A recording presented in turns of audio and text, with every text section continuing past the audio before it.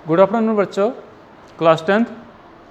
हमने कल आपको सूरदास के 2 पद पढ़ाए थे। आज हम आपको उसके आगे का पद पढ़ाएंगे। आपको हमने कल बताया था कि कृष्ण जी ने उद्धव के माध्यम से गोपियों को संदेश भेजा था। कौन सा संदेश? योग का संदेश। और उस योग के संदेश को सुन करके गोपियों का मन व्याकुल हो उठा था, क्योंकि कृष्ण जी के आने की जो बात कही थी, तो उसकी जगह योग की बात जब वो सुनी तो उनके मन को बहुत बेचैनी हुई। और योग की बात को सुन करके गोपियों ने कहा कि हम कृष्ण जी को किसी भी स्थिति में नहीं छोड़ सकती हैं। जिस प्रकार से हारिल पक्षी होता है और वह अपने पैरों में लकड़ी लेकर चलता है। बच्चों, हारिल एक पक्षी होता है, वह जमीन पर अपने पैर नहीं रखता। जब भी उसको जमीन पर पैर रखना होता है तो लकड़ी लिए रहता है, उसी लकड़ी पर बैठता है। तो गोपियाँ कह रही हैं कि हमारे जो कृष्ण हैं वे हारिल की लकड़ी के समान हैं। इसी बात को इस पद में बताया गया है। तीसरे पद में, हमारे हरि हारिल की लकड़ी, मनक्रम वचन नंद नंदन उर, यह दृढ़ कर पकड़ी, जागत सोवत स्वप्न दिवस निश, कान्ह कान्ह जकरी, सुनत जोग लागत है ऐसो, ज्यों करवी ककरी, सूतो व्याधि हमको ले आए, सूतो व्याधि हमको ले आए, देखी सुनी न करी, यह तो सूर तिनहि लय सौंपो, जिनके मन चकरी। गोपियाँ उद्धव से कह रही हैं कि हे उद्धव, हमारे कृष्ण जी हमारे लिए हारिल की लकड़ी के समान हैं। जैसे हारिल लकड़ी को नहीं छोड़ता है, उसी प्रकार से हम कृष्ण जी को नहीं छोड़ सकते। मनक्रम वचन नंद नंदन उर, मन से, वचन से, कर्म से हमने नंद नंदन अर्थात कृष्ण जी को अपने हृदय में बसा लिया है और दृढ़ता के साथ पकड़ रखा है। हमने कृष्ण जी को कहाँ बसा रखा है? अपने हृदय में। मन, वचन, कर्म, इन तीनों से दृढ़ता के साथ, मजबूती के साथ हमने उनको पकड़ रखा है। वे अब उनसे हम दूर नहीं हो सकते हैं। जागत सोत स्वप्न दिवस निश, जागते समय, सोते समय, स्वप्न में भी, रात दिन हम कृष्ण कृष्ण की रट लगाए रखती हैं। जागती हैं तो भी कृष्ण कृष्ण कृष्ण की रट लगाती हैं, सोती हैं तो भी, सोने में भी, स्वप्न में भी कृष्ण जी को ही हम रटती हैं। रात दिन हम उनको याद करती रहती हैं, कृष्ण कृष्ण जपती रहती हैं, बुलाती रहती हैं उनकी कृष्ण कृष्ण की आवाज़ हम सब लगाती रहती हैं। सुनत जोग लागत है ऐसो, ज्यों करवी ककरी। आपने हमें योग की बात बताई, योग का संदेश सुनाया। यह योग का संदेश तो हमारे लिए कड़वी ककरी के समान है। जैसे ककड़ी होती है, आपने ककड़ी खाई होगी। ककड़ी एक तो मीठी होती है, एक कड़वी होती है। तो कड़वी ककड़ी को कोई नहीं खाता, क्योंकि वह खाने में स्वादिष्ट नहीं होती है, वह कड़वी लगती है। तो कृष्ण गोपियाँ कह रही हैं कि तुम्हारा जो योग संदेश है, योग की बात जो तुम आपने हमें बताई है, वह तो कड़वी ककड़ी के समान है। वह उसे हम पचा नहीं सकते, क्योंकि हमारे लिए तो कृष्ण जी सब कुछ हैं, और कृष्ण को छोड़ करके हम योग को नहीं अपना सकते। वह हमारे लिए कड़वी ककड़ी के समान है। सूतो व्याधि हमको ले आए, देखी सुनिन करी। अरे उद्धव, यह कौन सी बीमारी हमारे लिए ले आए हो, जिसको न हमने कभी सुना है, न हमने कभी देखा है। ऐसी बीमारी तुम हमारे लिए ले आए हो। हम इस बीमारी से ग्रसित नहीं हो सकते। हमें तुम्हारा योग नहीं चाहिए, हमें तो कृष्ण जी ही चाहिए। यह हमारे लिए बीमारी के समान है। जहाँ से लाए थे वहीं ले जा करके दे देना। ये कृष्ण जो गोपियाँ ये उलाहना दे रही हैं। यह तो सूर तिन्ह ले सौंपो, जिनके मन चकरी। योग उन लोगों को बताओ जिनका मन चंचल है, जिनका चित्त चंचल है, जिनका मन इधर उधर भागता है। ऐसे लोगों को ले जा करके तुम सौंप दो। यह तो सूर तिन्ह ले सौंपो। गोपियाँ कह रही हैं कि उद्धव, यह उनको सौंपो, उनको दे दो जिनका मन चंचल है, जिनका मन इधर उधर भटक रहा है।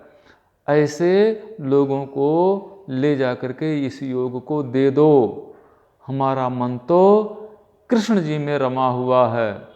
कृष्ण जी को छोड़ करके हम योग साधना नहीं कर सकती हैं, क्योंकि कृष्ण जी हमारे लिए हारिल की लकड़ी के समान हैं। हमने उनको अपने हृदय में बसा लिया है। मन, वचन, कर्म, इन तीनों से दृढ़ता के साथ हमने उनको पकड़ रखा है, हृदय में अपने बसा लिया है। सोते जागते, रात दिन, स्वप्न में हम उनको याद करती रहती हैं, कृष्ण कृष्ण रटती रहती हैं। और तुम्हारी जो योग साधना की बात है, वह हमारे लिए कड़वी ककड़ी के जैसे है। यह बीमारी तुम यहाँ से ले जाओ। हमने तो कभी इसे देखा सुना ही नहीं है। यह उनको दे दो जिनका मन चंचल है। तो बच्चों, ये गोपियाँ जो है उद्धव जी से अपने हृदय की बात बता दी। अब अगला देखो। हरिहं राजनीति पढ़ी आए, समझी बात कहत मधुकर के। समाचार सब पाए, इक अति चतुर हुते पहले ही। अब गुरु ग्रंथ पढ़ाए, बढ़ी बुद्धि जानी जो उनकी। जोग संदेश पठाए, उद्धव भले लोग आगे के। परहित डोलत धाये, अब अपने मन फेर पाई हैं। चलत जो हुते चुराए, ते क्यों अनीति करें आपुन जे। और अनीति छुड़ाए, राज धर्म तो यह सूरजो। प्रजा न जाहि सताए। जब उद्धव के मुख से कृष्ण जी का संदेश गोपियों ने सुना, तो उनको संदेह कुछ हुआ। किस बात का संदेह? कि कृष्ण जी ये कैसी बातें कर रहे हैं।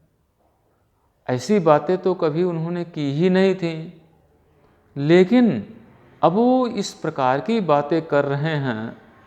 लगता है कि कृष्ण जी ने राजनीति पढ़ ली है। लगता है उन्होंने राजनीति की बातें पढ़ ली हैं, क्योंकि राजनीति में तो सब कुछ होता है। कब मन बदल जाए, कब दल बदल हो जाए, कब क्या कह दें, ये सब तो होता ही रहता है राजनीति में। तो लगता है कि उन्होंने राजनीति पढ़ ली है।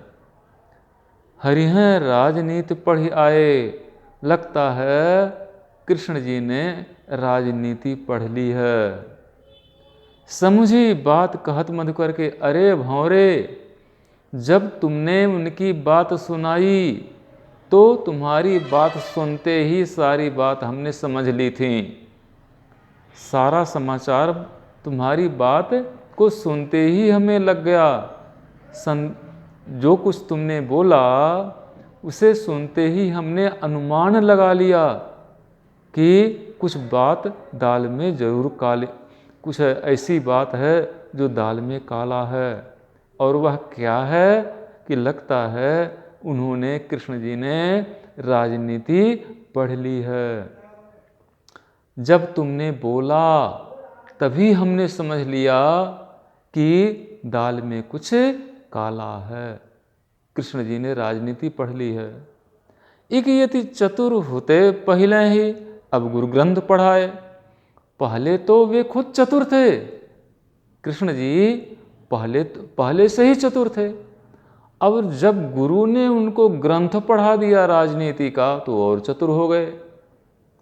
पहले से ही एक तो पहले से ही चतुर थे, दूसरे जब गुरु ने उनको ग्रंथ पढ़ा दिया, गुरु से उन्होंने ग्रंथ पढ़ लिया, राजनीति की बातें पढ़ ली, तो वे तो अब और चतुर हो गए, राजनीति में विशारद हो गए, राजनीति विशारद हो गए।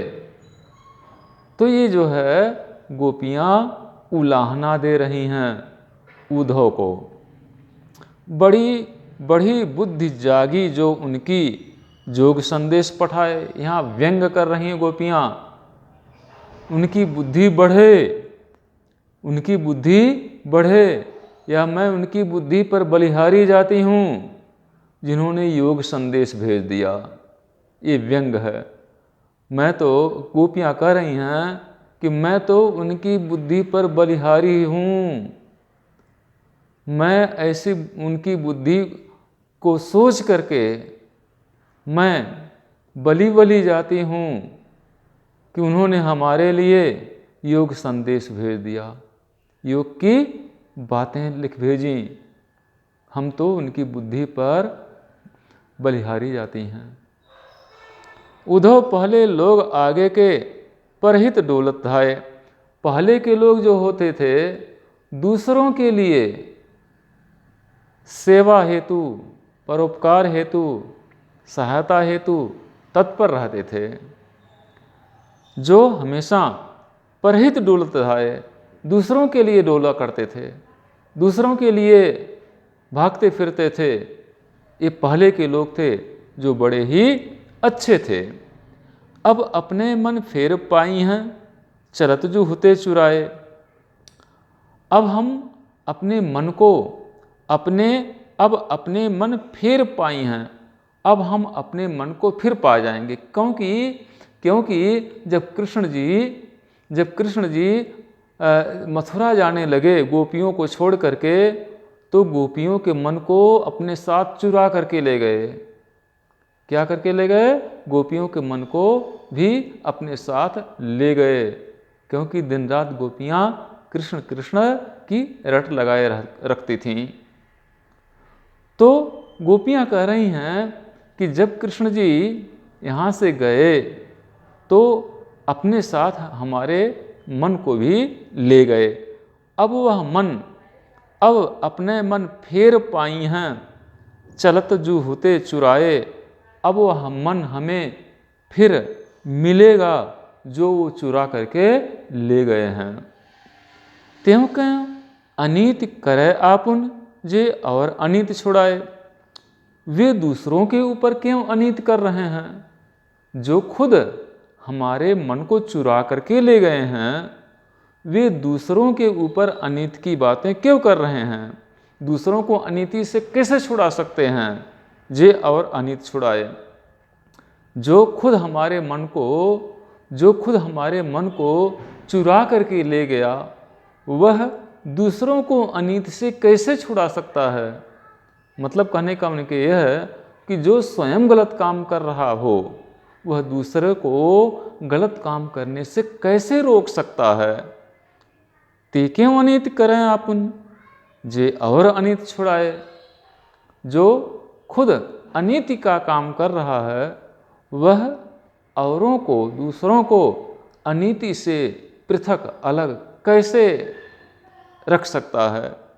राजधर्म तो यह है सूर जो प्रजा न जाहि सताए।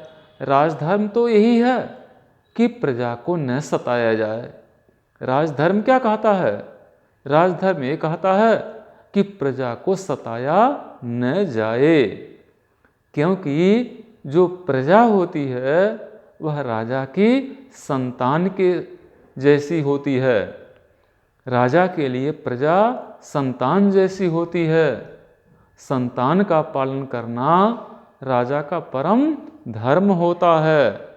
तो राजधर्म यही है कि प्रजा को सताया न जाए। यहाँ तो प्रजा को सता रहे हैं, गोपियों के ऊपर अनीति कर रहे हैं, अत्याचार कर रहे हैं, दुख दे रहे हैं। तो हम तो उनकी प्रजा, हम तो कृष्ण जी के द्वारा सताई जा रही हैं। यह उचित नहीं है। कृष्ण जी ने राजधर्म पढ़ लिया है। राजधर्म यही कहता है कि प्रजा को न सताया जाए, प्रजा को का पालन किया जाए, ध्यान रखा जाए।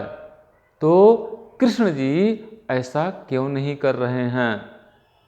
तो यहाँ पर गोपियों ने उद्धव जी से अपने मन की बात उलाहना के माध्यम से प्रस्तुत किया है। तो बच्चों, ये जो है हमने आपको 4 पद पढ़ा दिए हैं। इनको अच्छे प्रकार से आप पढ़ लेना। आगे का जो प्रश्न है हम थोड़ा बता दें। गोपियों द्वारा उद्धव को भाग्यवान कहने में क्या व्यंग निहित है? तो बच्चों, गोपियाँ जो कह रही हैं कि उद्धव तुम हो अति बड़ भागी, उद्धव जो है बड़े भाग्यशाली हैं, ऐसा इसलिए कहते हैं कि वे कृष्ण के प्रेम में नहीं फंसे। हम कृष्ण के प्रेम में फंस गई हैं, दिन रात व्याकुल रहती हैं, उनके प्रेम रूप की शब्दों को सुनने के लिए बेचैन रहती हैं। तुम कृष्ण के पास रहते हुए भी उनके प्रेम में नहीं फंसे, इसलिए तुम बड़े भाग्यशाली हो, इसलिए कहते हैं। दूसरा है, उद्धव के व्यवहार की तुलना किस किस से की गई है? तो उद्धव के व्यवहार की तुलना किस किस चीज़ से की गई है? एक तो कमल के पत्ते से की गई है। दूसरा जो है गागर में, घड़े में तेल की बूंद से की गई है। और तीसरा जो है तुलना किया है कि प्रेम रूपी नदी के से अलग रहना, प्रेम रूपी नदी से में पैर न डालना। और जो गुड़ है उसमें चींटी फंसती है, तो उस गुड़ में कृष्ण के प्रेम रूपी, जो कृष्ण का जो प्रेम रूपी गुड़ है, उसमें न फंसना।